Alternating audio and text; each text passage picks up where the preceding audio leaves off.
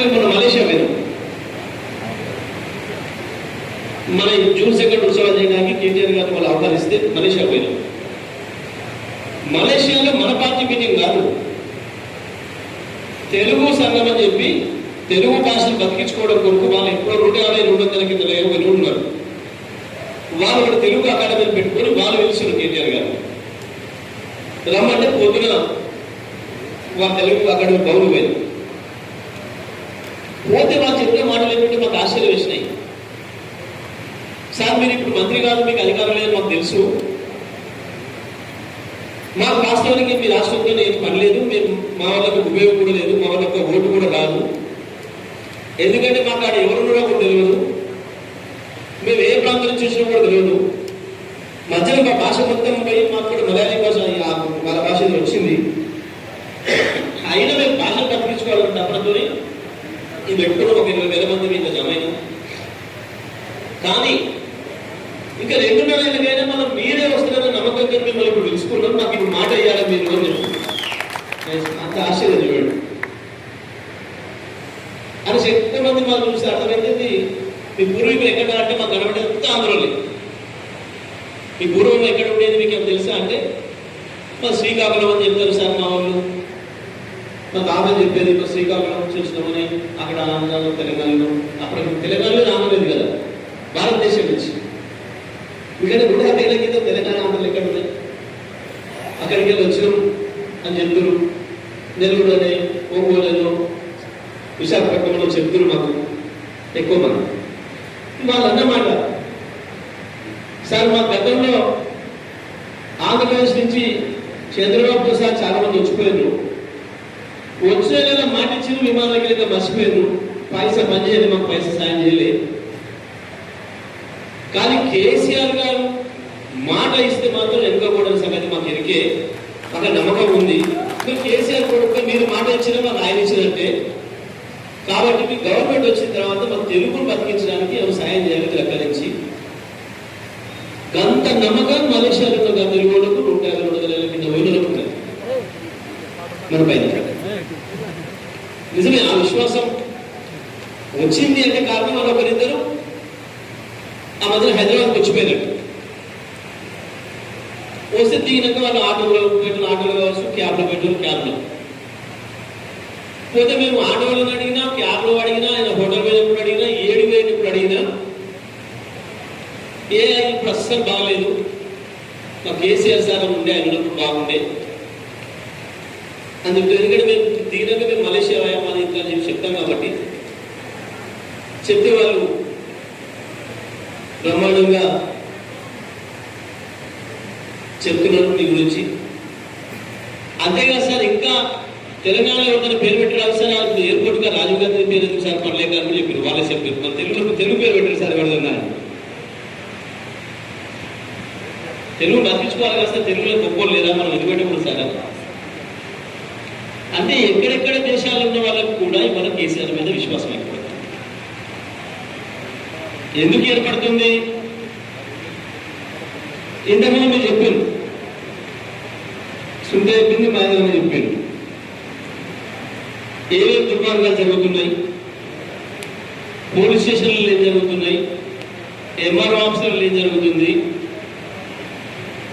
చెరువులు ఏమవుతున్నాయి, మట్టి పుట్టలు ఏమవుతున్నాయి, అన్ని విషయాలు మాట్లాడారు. నిజమే పాపం ఇద్దరం మేము ఆలేరు జరుగుతుంది అనుకుంటున్నాం. ఆలేరు కంటే ఇంకా దుర్మార్గంగా ఉన్నాయి అన్ని నియోజకవర్గాలు, సిద్దిపేట, సిరిసిల్ల, సూర్యాపేటతో సహా రాష్ట్రం మొత్తంలో ఎక్కడ చూసినా ఇవాళ దుర్మార్గమే రాజ్యం వెళ్తుంది. ఒక మూర్ఖుడి చేతిలో ఉంది ఈ రాష్ట్రంలో పరిపాలన. అక్కడక్కడ కొంతమంది జోకర్ లాగా ఉన్నారు, ఎమ్మెల్యేలు జోకర్ల పాత్ర వహిస్తున్నారు. ముఖ్యమంత్రి ఒక మూర్ఖుడు ఉన్నాడు. నిన్న చూసిన వారం రోజుల్లో మాట మార్చాడు. మొదలమే నేను హిట్లర్ను, ఈ ప్రపంచంలో నాకు హిట్లర్ ఆదర్శం అని చెప్పిన ఏకైక మూర్ఖుడు ముఖ్యమంత్రి రేవంత్ రెడ్డి. ఎవ్వరు చెప్పారు ఈ ప్రపంచంలో ఇప్పటి వరకు. అసలు ఆ దేశంలో జర్మనీ పోయి మనం హిట్లర్ పేరు చేస్తే కొడతారు మనం జరుగుతుంది.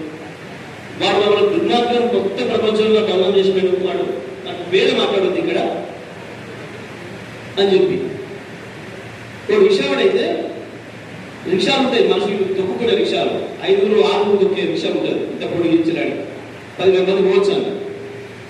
అలా ఓపితే మనం అడిగినందుకు వాడు ఎంత కోపం అంటే ఏం మాట్లాడలేదు.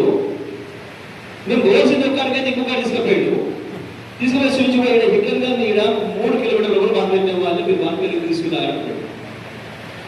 అటువంటి దుర్మార్గుని నాకు ఆదర్శం ఈ ఇజ్రాయేల్ ఇరాన్ పనిలేక దాన్ని లక్షల కోట్ల ఖర్చులు పెట్టి బాంబు కూడా కొట్టుకుంటున్నారు.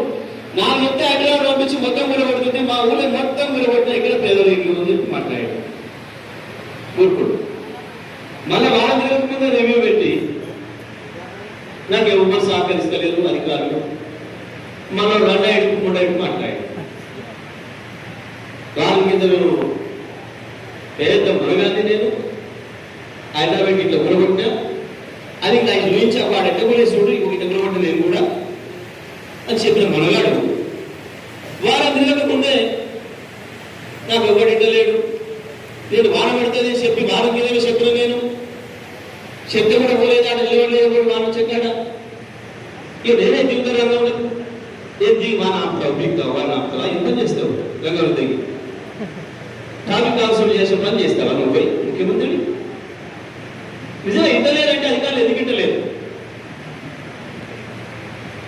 కేసీఆర్ దగ్గర రావాలంటే పడేది ఒకరొకరికి. ఏమనుకుంటో ప్రశ్నలు ఎందుకు పెడిపోతాయో, ఏం చదువుకోవద్దు, ఐఏఎస్ చదువుకోవద్దు, ఇది అన్ని చదువుకొని వస్తే సరిపోతాడు అనుకోండి. ఎందుకు ఏ పథకం చూసినా ఆయన చేసిండు, ఆయన మనసు నుంచి వచ్చింది, ఆయన మైండ్ నుంచి వచ్చింది. కాబట్టి రైతు బంధులు ఎట్లా చేయాలి, రైతు బీమా ఎట్లా చేయాలి, కరెంట్ 20 గంటలు వస్తే ఎట్లా ఇవ్వాలి, ఇంటింటికి మంచిలు ఎట్లా ఇవ్వాలి, వ్యవసాయం ఎట్లా బాగు చేయాలి, ఎరువులు ఎప్పుడు వచ్చి స్టాక్ పెట్టాలి, ప్రతిదీ ఆయన మనసు నుంచి పుట్టింది కాబట్టి ఆయనకు అవగాహన ఉండేది. కాబట్టి అధికారులు భయపడరు. కానీ నీ దగ్గరకు వస్తే అధికారులు ఏమంటున్నారు? ముఖ్యమంత్రి కాడిపో మంత్రి కాడిపో అధికారులు పోవడానికి భయపడుతున్నారు. దేని భయపడుతున్నావు? కేసీఆర్ అడిగినట్టు నేను అడిగినట్టు ప్రశ్నలు అడుగుతారు, రివ్యూ చేసేది కాదు. ఏం మార్గం లేదా? ఏమన్నా వచ్చే జాడ ఏదైనా స్కీమ్ చెప్పాలి, స్కామ్. స్కీమ్ అంటే స్కామే.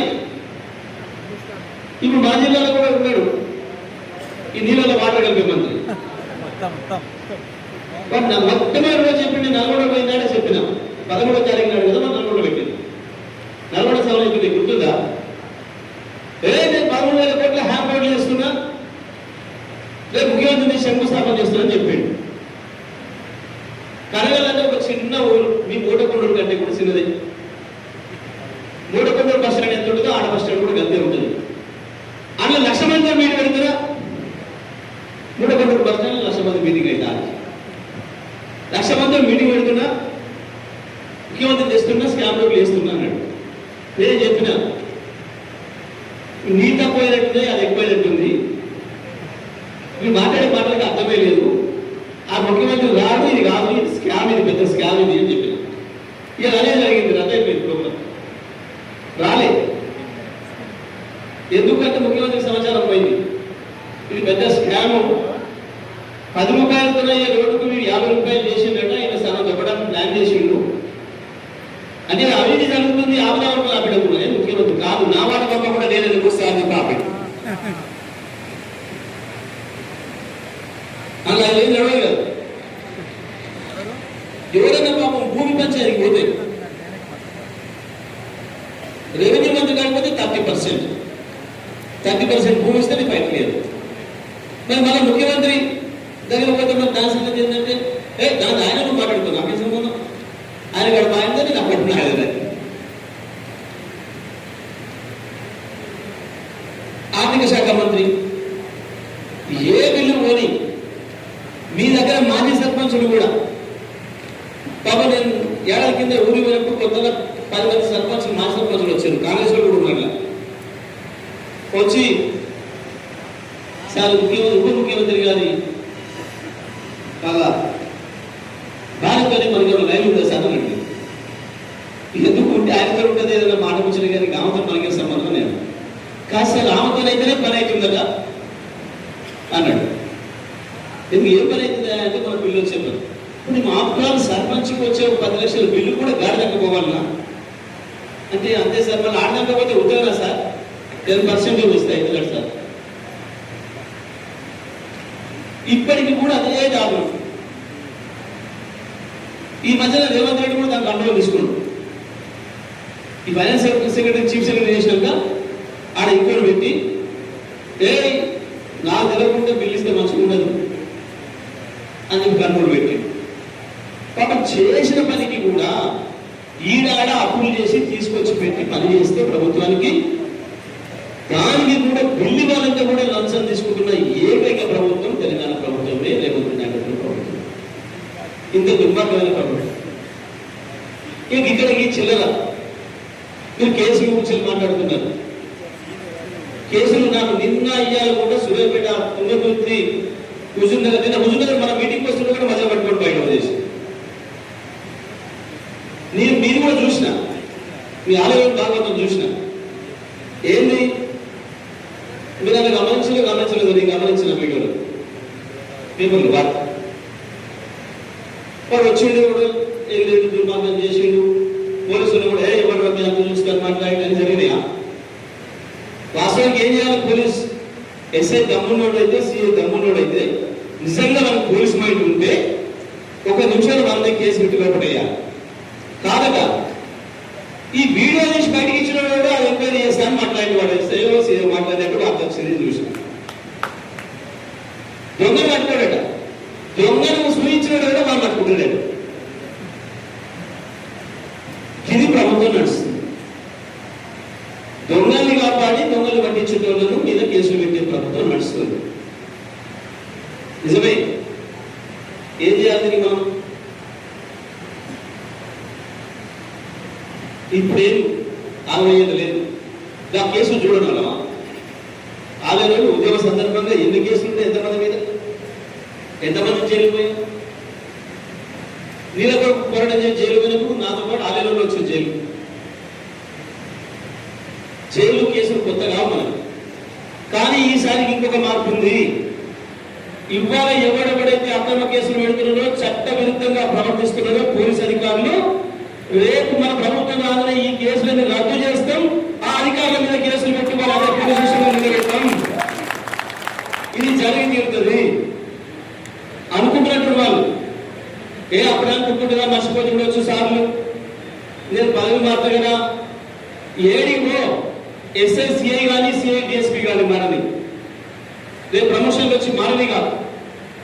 తప్పకుండా ప్రతి పోలీస్ స్టేషన్ పరిధిలో చట్ట ప్రకారం కాకుండా చట్టానికి విరుద్ధంగా చట్టాన్ని చేతిలోకి తీసుకొని కాంగ్రెస్ వాడు చెప్పింది కదా అని చెప్పి కాంగ్రెస్ వాడి ఆదేశాల మేరకు పెట్టబడ్డ దొంగ కేసులు, తప్పుడు కేసులు ఏదైతున్నాయో అది సోషల్ మీడియా మీద కావచ్చు, పార్టీ కార్యకర్తల పైన కావచ్చు, పెట్టబడిన అక్రమ కేసులు అన్నింటినీ రద్దు చేస్తాం. తప్పకుండా అధికారుల పైన కేసు పెట్టి తీసుకొచ్చి ఆయా పోలీస్ స్టేషన్లో నిలబెడతాం. మనం కూర్చొని వాళ్ళ పోలీస్ స్టేషన్లో నిలబెడతాం. ఎవరి మీద కేసు పెట్టబడ్డదో ఆయన అక్కడ వచ్చి కొద్దిసేపు ముందు కూర్చొని ఉంటాడు. ఈ అక్రమం చేసినోడు, తప్పు చేసినోడు, చట్ట విధంగా ప్రవర్తించిన అధికారులు నిలబెట్టిస్తాం. అది చేసి తీర్థం, అందులో సందేహం ఏం లేదు. నా కేసులో వాటికి భయపడే పని లేదు.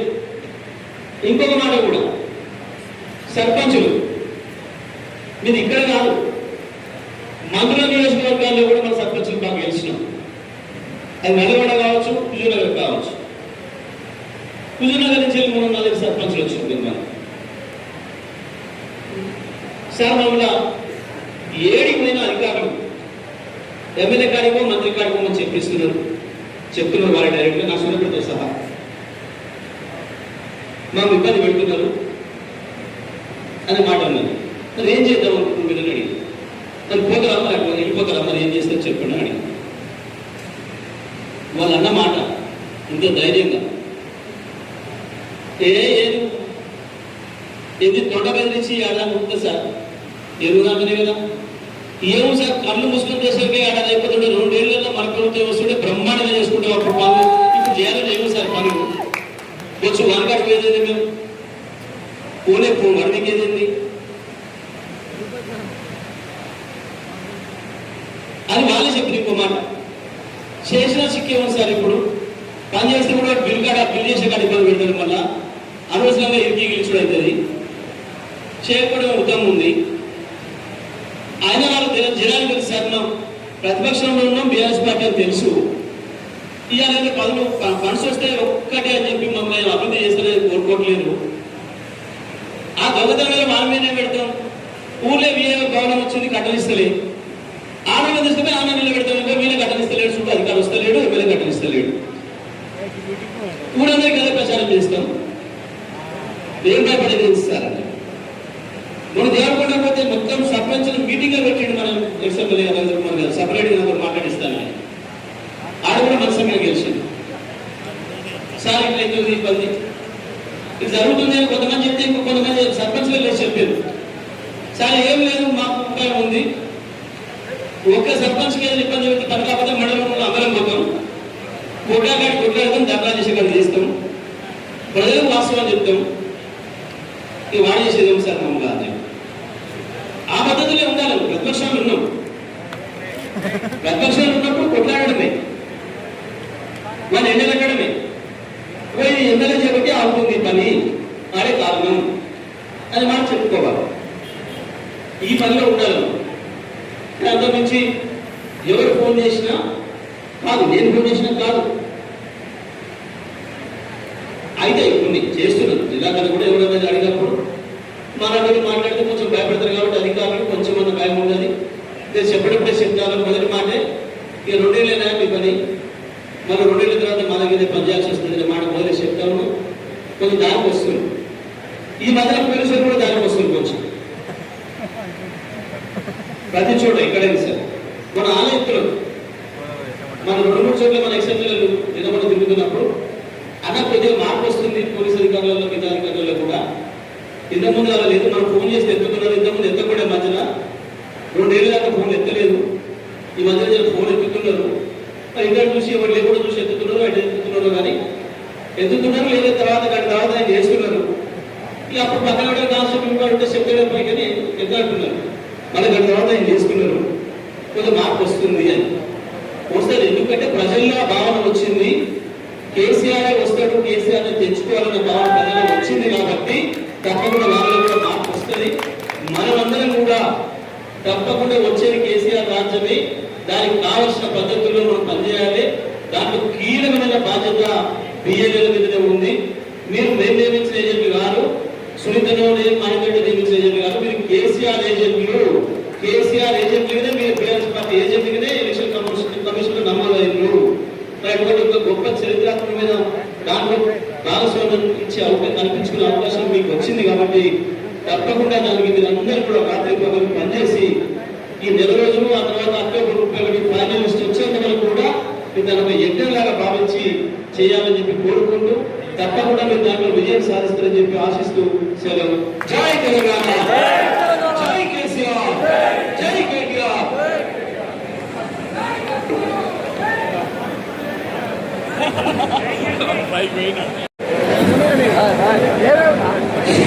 దయచేసి అందరికీ భోజనాలు 2,000 మందికి భోజనాలు అరేంజ్ చేసినాం. ఎందుకంటే ఒక్కసారి పోతే ఇబ్బంది పెట్టకండి, కొద్దిగా ఓట్లు పెట్టండి. దయచేసి మండల పార్టీ అధ్యక్షులు, ముఖ్యమైన నాయకులు వాళ్ళ భోజనాలు పెట్టి పంపించండి ప్లీజ్.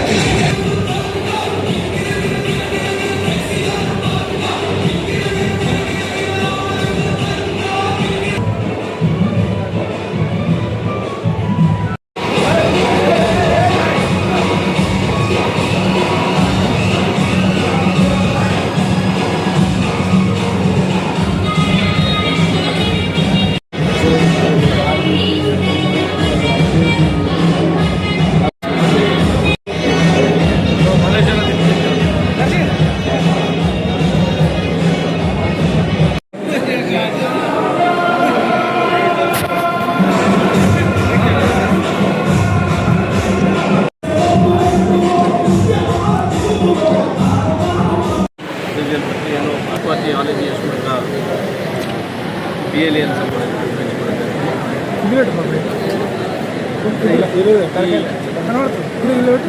కోట్ల జాబితా సభన్న జరిగిన రోజు కూడా పిఎల్ఏను టీఆర్పీఎస్ పార్టీ కార్యకర్తలు జరిగింది.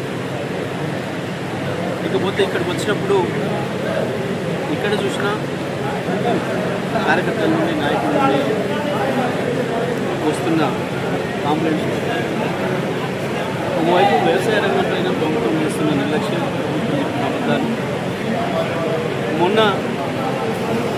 నిన్నగాక మొన్న ప్రభుత్వం కోట్ల రూపాయలు ఖర్చు పెట్టి పత్రికలలో టీవీలలో యాడ్స్ ఇచ్చి మొత్తం వడ్ల కొనుగోలు ప్రక్రియ పూర్తయిపోయింది. 150 లక్షల మెట్రికన్ల వడ్లు కొన్నాం. రైతులకు రూపాయలు లేకుండా బాకీ లేకుండా 35,000 రూపాయలు తీసుకోమని చెప్పి అబద్ధాలతో కూడిన అడ్వర్టైజ్మెంట్ను ఉత్తమ్ కుమార్ రెడ్డి గారి ప్రభుత్వంలో నవ్వుకుంటున్నారు. ఎందుకంటే ఇవాళ ఆలయ నియోజకవర్గంలో చూస్తే అనేక గ్రామాలలో ఇంకా కొనుగోలు కేంద్రాలలో తడుస్తున్న భయానికి నెల రోజులు 3 నెలలు అయితే తీసుకొచ్చి అన్ని కప్పి పెట్టుకొని ఉన్నారు. ఒక్క ఆలయం కాదు, తుంగతుర్తి ఓడి, నగరకల్ ఓడి, వండి ఎక్కడి పోయినా సరే ప్రాంతీయ నియోజకవర్గంలో ప్రతి గ్రామంలో కూడా కనబడుతున్నాయి. దాన్ని ఇంకా సిగ్గు తప్పి వీళ్ళు అడ్వర్టైజ్మెంట్ చేసుకున్న రోజే ఆదిలాబాద్లో ఒక రైతు బలవన్మరణాలు పాల్గొన్నారు. స్వయంగా కళ్ళంలోనే ప్రభుత్వ నిర్లక్ష్యానికి మొక్కలు తెచ్చిపెట్టి అన్ని రోజులు అవుతుంది, ఎత్తుకపోక మమ్మల్ని ఇబ్బంది పెడుతున్నాము అని చెప్పి మనస్తాపం చేయండి. ఈ ప్రభుత్వం ఒకవైపు ఈ విషయాన్ని సోషల్ మీడియాలో పెట్టి మా ఊళ్ళో ఒడ్డు కొనుగోలు కాలేదు, ఉన్నాయి, మా ఊళ్ళో పలానా ఇబ్బంది అయింది, మా ఊళ్ళో సమయం కరెంట్ వస్తలేదు, ఇవాళ మీరందరూ కూడా చూసిండ్రు. మనం మాట్లాడుతుంటే కరెంట్ పోయింది, ఇప్పుడు కూడా రాదు. ఇది ఇక్కడనే కాదు, ప్రతి చోట మా ఊరికి మంచినీళ్ళు వస్తలేవు, కేసీఆర్ ఉన్నాడు వచ్చిండే అని ఎవరైనా సోషల్ మీడియాలో పెడితే దాన్ని కూడా ఏదో పూర్తయినట్టు ప్రభుత్వ వ్యతిరేకంగా పెట్టినని చెప్పి కొంతమంది స్థానిక పోలీసు అధికారులు అతిగా ప్రవర్తించి చట్ట వ్యతిరేకంగా కేసులు నమోదు చేస్తున్నారు, బైండ్ ఓవర్ చేస్తున్నారు. ఇవాళ ఈ రాష్ట్రంలో ఈ కాంగ్రెస్ పాలన, ఈ హైబ్రిడ్ కాంగ్రెస్ పాలన వచ్చిన తర్వాత ఏదైనా ఒక శాఖ పనిచేస్తుంది అంటే కేవలం ఒక పోలీస్ శాఖ. ఆ పని కూడా సక్రమంగా కాదు, చట్ట విరుద్ధంగా, చట్ట వ్యతిరేకంగా పనిచేస్తుంది. చట్టాన్ని రక్షించడానికి, న్యాయాన్ని రక్షించడానికి ఉన్న శాఖ చట్ట వ్యతిరేకంగా కొంతమంది అధికారులు, కాంగ్రెస్ నాయకులు, కాంగ్రెస్ ఏం చెప్పిందో అది పనిచేస్తారు. ఇది మనం చూస్తూ ఉన్నాం. మేము చెప్తున్నాం రాష్ట్ర వ్యాప్తంగా ఎక్కడ కానీ ఇవాళ ఒక విచిత్రమైన ముఖ్యమంత్రి ఉన్నాడు ఈ రాష్ట్రంలో. కాసేపు మూర్ఖత్వం, కాసేపు అహంకారము, కాసేపు బేరతనము, ఒక రెమోలాగా ప్రవర్తిస్తుంది, ఒక అపరిచితుడిలాగా ప్రవర్తిస్తుంది. మరి ఇటువంటి ముఖ్యమంత్రి నాయకత్వంలో ప్రజలు ఇంతకంటే ఎక్కువ ఆశించే పరిస్థితి లేదు. ప్రత్యేకించి రైతాంగం, రైతే రాజును చేసినాడు కేసీఆర్, రైతులు రాజును చేసినాడు కేసీఆర్, రైతు మీద ఈగ వారకుండా చూసుకున్నాడు కేసీఆర్. 24 గంటలు విద్యుత్ కావచ్చు, ప్రతి ఎకరానికి నీళ్ళు ఇచ్చిన సందర్భం కావచ్చు. ఇవాళ ప్రత్యేకించి ఆలేరు కోనేరు ప్రాంతాలకు గోదావరి నీళ్లను తీసుకొచ్చి కాళేశ్వరం ద్వారా బ్రహ్మాండంగా నీళ్ళు ఇచ్చే ప్రయత్నం చేస్తే ఈ దుర్మార్గ ప్రభుత్వం దాని గురించి సరైన పద్ధతిలో వాడుతుంది. వాస్తవానికి కాళేశ్వరం ప్రాజెక్టును ప్రారంభం చేసి అక్కడ గండపల్లి దగ్గర పంప్ హౌస్ను ఆన్ చేస్తే ఇప్పటికే మనకు ఆలేరు కోనేరు నియోజకవర్గాల్లో కూడా నార్లు వసుకోవడానికి కూడా నీళ్ళు ఇచ్చే అవకాశం మొత్తం వ్యవస్థలు సిద్ధంగా ఉన్నాయి. కన్నెపల్లి పంప్ హౌస్ బ్రహ్మాండంగా ఉంది. మేడిగడ్డ బారేస్తే సంబంధం లేకుండానే నీళ్ళు ఇవ్వడానికి సిద్ధంగా ఉంది. కానీ ఇవాళ ఈ మూర్ఖులు కేవలం నీళ్ళు ఇస్తే పంట ఎక్కువ పడుతుంది, పంట ఎక్కువ పడితే కొనాల్సి వస్తుంది, దానికి తోడు బోనస్ అనే ఒకటి ఏడ్చినాం కాబట్టి బోనస్ ఇవ్వాల్సి వస్తుంది. ఈ సమస్యలన్నీ పెరుగుతాయి ప్రభుత్వానికి అని చెప్పి రైతులకు ఇచ్చేదానికి లేదా పేదలకు ఇచ్చేదానికి ప్రాధాన్యం ఇచ్చే ఇష్టం లేని ప్రభుత్వం, కేవలం స్కాములు చేస్తూ బతుకుతున్న ఈ ప్రభుత్వం, లంచాలు చుట్టూ బతుకుతున్న ప్రభుత్వం రైతులను ప్రజలందరూ కూడా గాలికి వదిలేసి మాట్లాడిన వాళ్ళపైన, ప్రశ్నించిన వాళ్ళపైన కేసులు పెట్టే దుర్మార్గమైన ప్రభుత్వం నడుస్తుంది.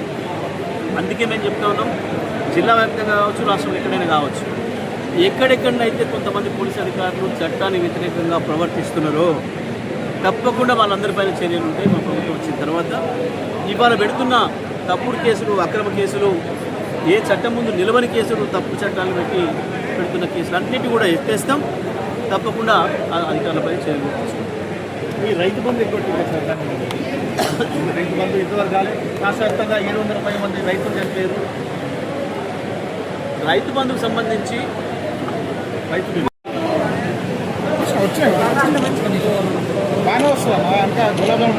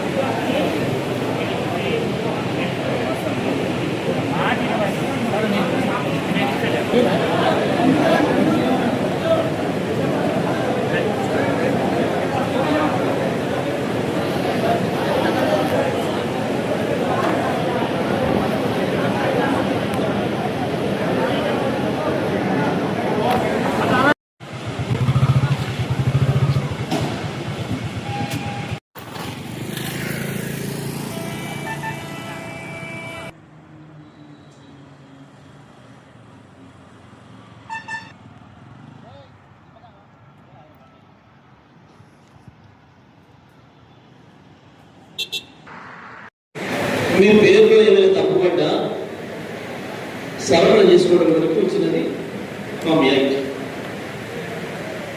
ఓకే, దీంట్లో ఫామ్ 6 అంటే కొత్త ఓటర్లు నమోదు. కొత్త ఓటర్లు నమోదు చేయడానికి సర్టిఫికేట్ ఇవ్వాలి. ఏమి సర్టిఫికేట్? 2 సర్టిఫికేట్ ఇవ్వాలి. దాంట్లో పెట్టాలి. పెడితేనే ఎన్రోల్ అయితే దాంట్లో, లేకపోతే కాదు. ఏం సర్టిఫికేట్? చెప్పు.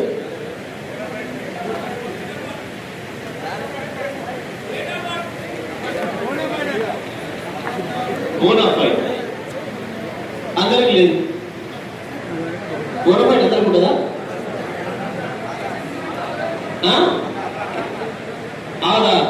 ఆధార్ లేదు, ఆధార్ తీసుకోవద్దని చెప్పి సుప్రీంకోర్టు. ఏ సర్టిఫికేట్? కమ్యూనిటీ ఏంటి సర్టిఫికేట్? నాకు ఏది కమ్యూనిటీ సర్టిఫికేట్ అయితే అవి క్యాస్ట్ సర్టిఫికేటా? క్యాస్ట్ సరిపోతుంది. Residential certificate. Okay, residential certificate అంటే ఎట్లా ఏముంటుంది అది? రెసిడెన్షియల్ సర్టిఫికేట్ అంటే ఇంటి అడ్రస్ తో ఉండే సర్టిఫికేట్, ఇంటి పట్టా కావచ్చు, బ్యాంకు పాస్బుక్ కావచ్చు, లేదా కరెంట్ బిల్ కావచ్చు, ఇవి ప్రధానంగా. బర్త్ సర్టిఫికేట్ కంపల్సరీ కావాలి, ఎందుకంటే వయసు తెలియాలి కాబట్టి. Birth certificate compulsory, registration certificate compulsory.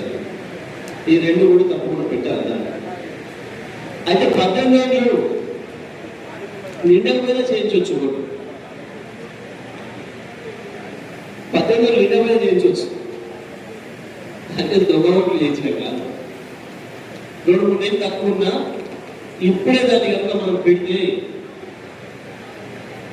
ఆ డేట్ రాగానే 18 ఏళ్ళు నిండే సమయం రాగానే ఆటోమేటిక్గా ఓటు అయిపోతుంది.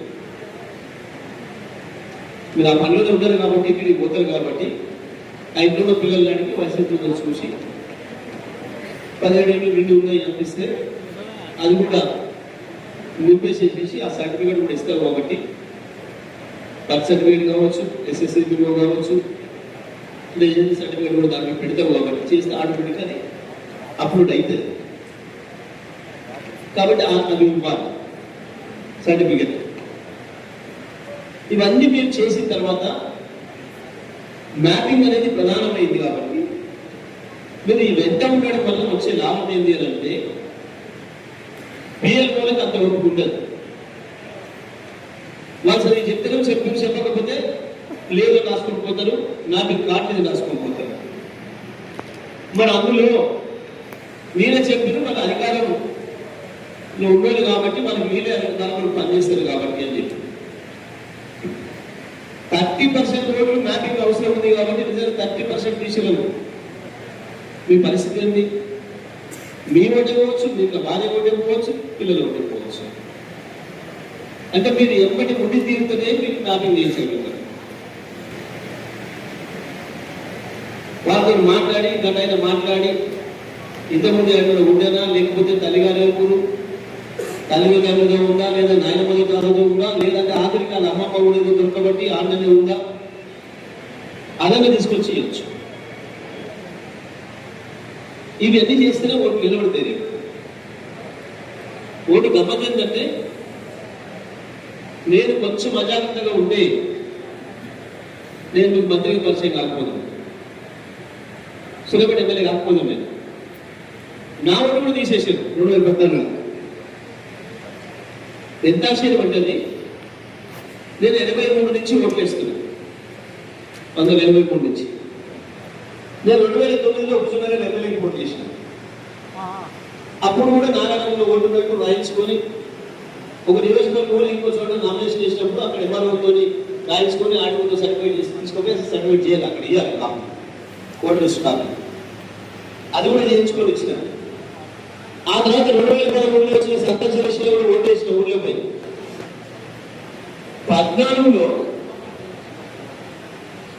వాస్తవంగా ఎందుకు వచ్చిందో ఆలోచన, సులభపరిచారు కదా పోటీ చేసేది, సులభంగా మార్పించుకుందాం ఓటు, మనల్ని కూడా ఇలా ఓటు మీద కట్టడం అని చెప్పి నేను నామినేషన్లకు వెళ్ళే ఉదయంగా ఎంఆర్ఓ ఫోన్ చేసి నా ఓటుకి షిఫ్టింగ్ చేయాలి మరి సులభడి షిఫ్టింగ్ చేయాలంటే ఏం కావాలి ప్రాసెస్ చూడమని. ఆయన చూసి సార్ మీ ఓటు లేదు అన్నాడు. రేపు ఓట్లు ఎక్కువడం అనేది రాకుండా గ్రామ పంచాయతీ వేసి వస్తుంది ఓటు. ఓట్లు ఎక్కువడం అనేది ఆశ్చర్యం ఉంది అని చెప్పి నేను కోపానికి వస్తాను. లేదు సార్ నేను చూస్తా సార్ అన్నాడు. సూర్యాపేటలో నా ఫ్రెండ్ ఉంటాడు, ఆమె నా క్లాస్మేట్, ఆయన సూర్యాపేట లోకల్ ఏమన్నా సార్ ఆయన చూసి అడిగిన ఇవాళ నా ఓటు లేదు కాడ నేను శక్తి కొడుతాను అడిగితే వాటికి ఓటు లేదని చెప్పాను ఏం చేద్దామని నేను ఏం పంచాయతీ లేదు ఏమవుతానా సప్పుడు ఫార్మసీస్ చేస్తా నేను చెప్పి నాకు ఇచ్చేసి ఎవరు అయ్యాలో కూడా మన ఓటు చేపించేసేద్దాం ఈడ అని చెప్పాడు పాపం చేసి నిజంగా కూడా కాంగ్రెస్ వాళ్ళు ఓటు లేదు నామినేషన్ ఉండదన్న నమ్మకం మీద ఉన్నాడు. నామినేషన్ చేసినాక చూసి అలా ఎక్కడికి ఓటు యాడ్ రాసింది ఏంటి అని చూస్తే మన ఓటు మీద అనేది చూడబెట్ట ఉండిపోదు. అమ్మని మన జాగ్రత్త పడిన తెలిసింది కదా అని కూడా తెలిసేయలే సిద్ధి చేసుకుందామని అనుకున్నా కాబట్టి ఆలోచన చేసినందుకు తెలిసేది లేదు అంటే నేను ఆయన కనుక చూసుకోకపోతే కథగా చెప్పాను. ఇట్లా నామినేషన్ లేక ఓటు లేక ఎంతమంది భవిష్యత్తు పోయిందో పొలిటికల్ గా.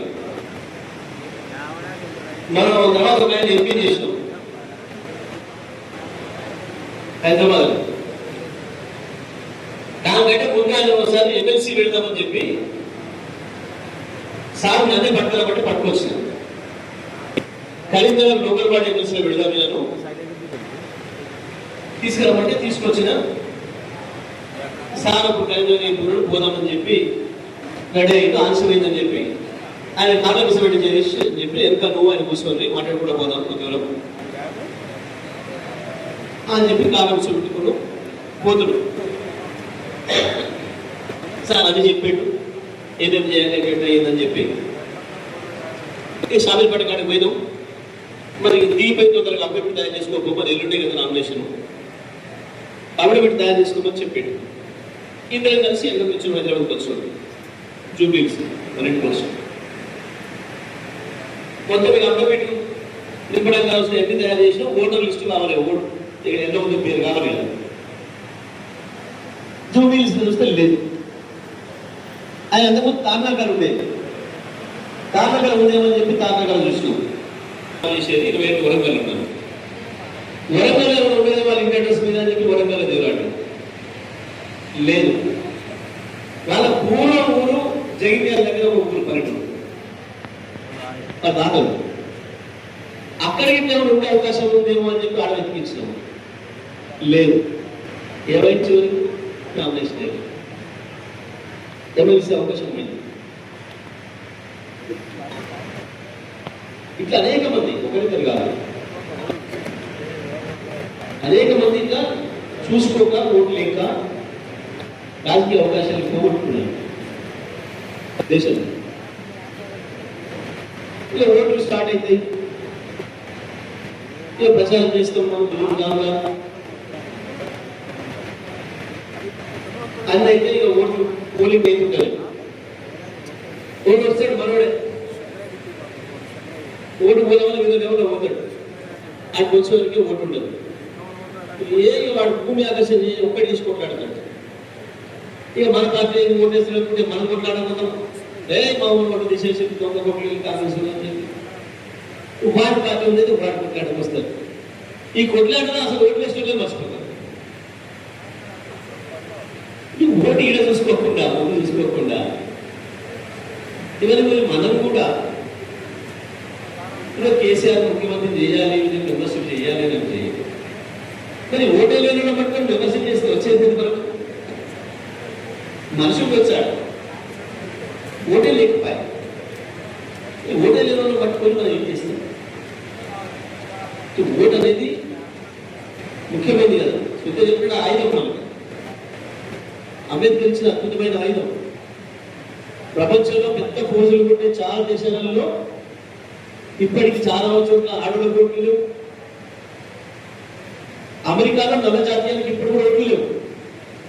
పెద్ద ఫోజులు ఉండే దేశం ప్రపంచానికి మానవ హక్కులు చెప్పినామని చెప్పినారు. ఫోజులు ఉండే దేశంలో అసలు ఆడల ఓట్లు చూడ 40 ఏళ్ళు అయింది. అమెరికాలో నల్ల జాతీయాలకు ఇప్పుడు కూడా ఓటు ఇవ్వలేదు. కానీ మన అనుసరం మన దేశంలో డాక్టర్ బాబాసాహెబ్ అంబేద్కర్ మొదటి రోజు నాడే రాజ్యాంగంలో ప్రతి మనిషికి ఓటు హక్కు ఉండాలి 15 ఏళ్ళు ఇంట్లో రాసిచ్చిపోయేది. దాంట్లోనే మనం మన ప్రజల రాజ్యం జరుగుతాము. కానీ మనం అసలైన ఓటును పోగొట్టు ఓటు విషయంలో అజాగ్రత్తగా ఉండి మనం ఏమాత్రం వెనుకబడిగా ఉన్నా దెబ్బతింటాం. సో రాలే మీ అర్థం చేసింది మీ పేరు కూడా ఏమైనా ఏం చేయాలి? ఆమె మంచిగా పెట్టుకొని కొట్టుకుంటే కాదు.